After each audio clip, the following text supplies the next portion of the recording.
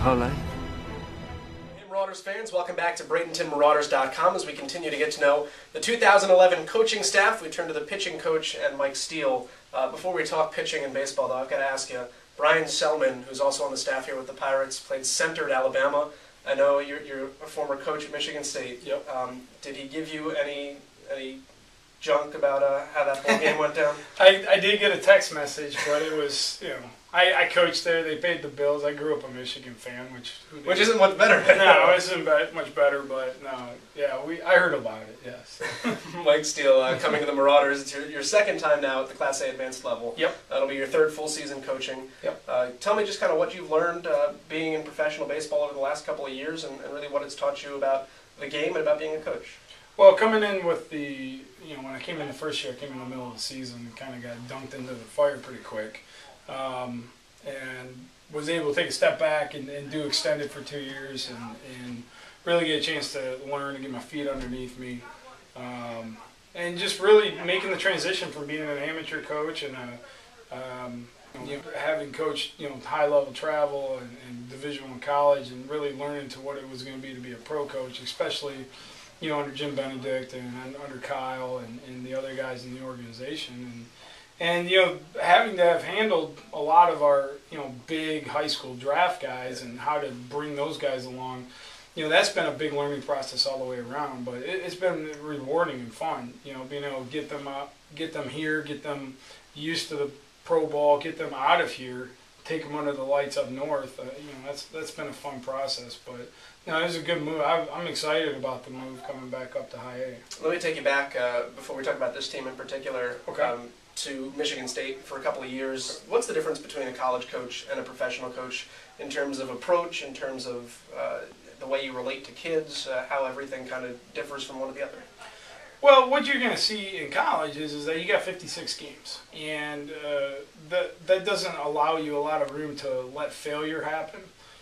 So a lot of times during practice and during their development there, that's when you're going to have to be their adversity. The side of it here is that we have a long-term approach with them.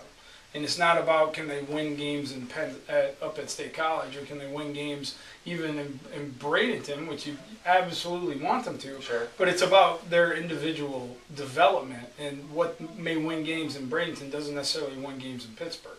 So you have to have a more patient approach, a more long-term approach, so that when you talk to a kid, it's about, hey, I know that you could do this to win tonight, but we need you to do this so that you can be successful in Pittsburgh. And in college, it was more like, this is what we have to do to win this weekend.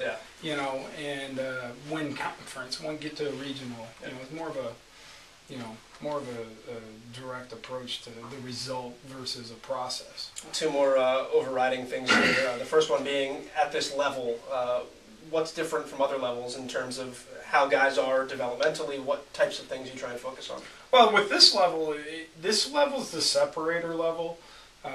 When you get out of A ball, and you get up to Double A, you're one call from the big leagues. You're one injury from the big leagues. So getting these guys prepared to make that jump and cross that threshold, your chances going to the big leagues goes from 7% to 35%. So, it's a pretty big jump. From my experiences playing and my experiences coaching here in the past, I know that it's a level that you got to really pay attention to the guys and see why they're not crossing that, why they're not performing up to the standard they need to pitch in Double A. So, this is a weird level. You have some older guys, but you also have some guys that may be their first full season as well. So, having to balance that whole thing versus a young prospect and an older guy. And how's this league in particular? I know you played in it. You played in Lakeland back in the early part of the 2000s. In terms of the ballpark size, in terms of the weather, how does that all factor in? Well, it's a great pitchers league. Well, except for McKechnie. McKechnie's ball kind of flies out a little bit, but it's going to make Ryan really happy. Yeah, it's a great pitchers league. Travel's easy. Nice hotels, good. Our facility's unbelievable. Yeah. In that terms, it's good.